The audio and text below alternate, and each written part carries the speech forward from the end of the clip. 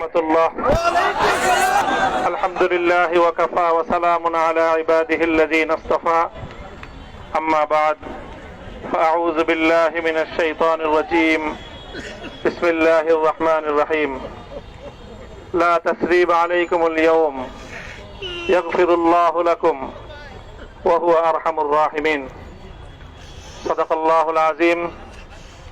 সমবেত প্রাণপ্রিয় তৌহিদি জনতা, বিভিন্ন স্তরের ধর্মপ্রাণ মুসলমান ভাই ও বন্ধুগণ, ছাত্র বন্ধুগণ এবং প্রিয় এলাকাবাসী, আল্লাহ পাক রব্বুল আলামিনের শুকরিয়া আদায় করি। আল্লাহর দ্বীনের কথা বলার অপরাধে, আল্লাহর দ্বীনের বিজয়ের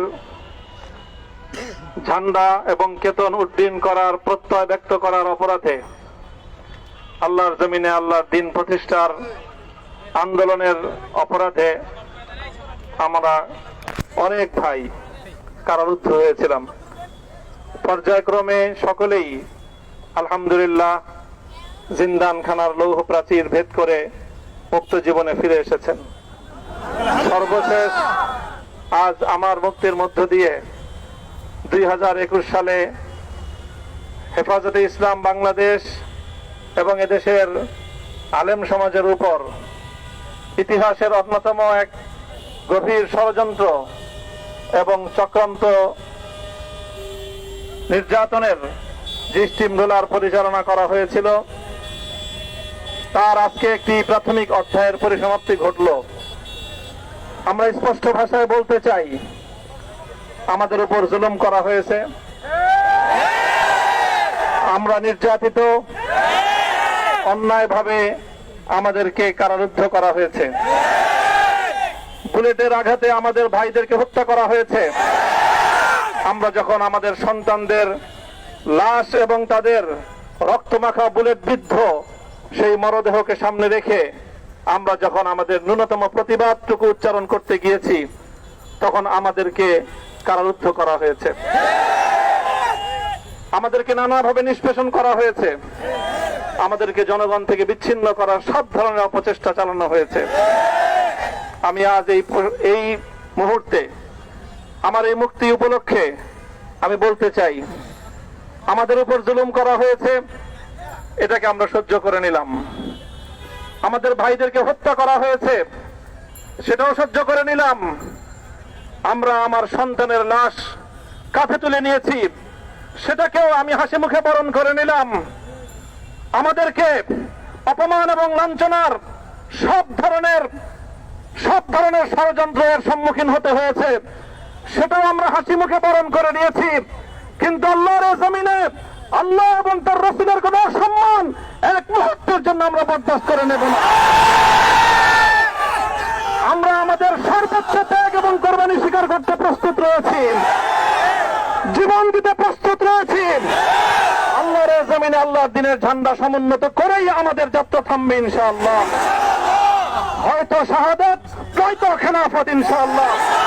আল্লাহর জমিনে খেলাফত প্রতিষ্ঠার যে আওয়াজ পৃথিবীর দিকে দিকে উচ্চারিত হচ্ছে, সে আওয়াজ বাংলার জমিনে খেলাফতের এই আন্দোলনকে চূড়ান্ত গন্তব্যে পৌঁছাবে ইনশাআল্লাহ।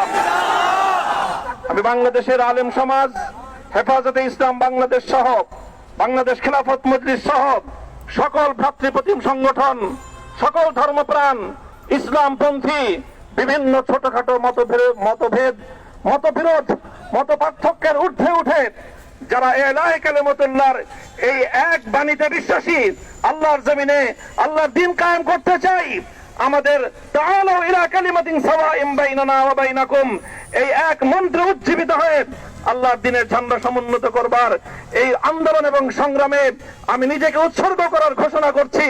এবং আমার সকল ভাইদেরকে, আমি সকল উলামায়ে কেরামকে এবং ধর্মপ্রাণ মুসলমানদেরকে, ইসলামী নেতৃত্বকে ঐক্যবদ্ধভাবে এই সংগ্রামের ঝান্ডা সমুন্নত করবার, ধারণ করবার আহ্বান জানাচ্ছি।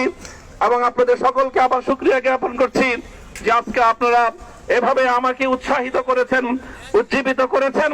আল্লাহ পাক আপনাদের সকলকে উত্তম বিনিময় দান করুন। প্রিয় ভাইয়েরা,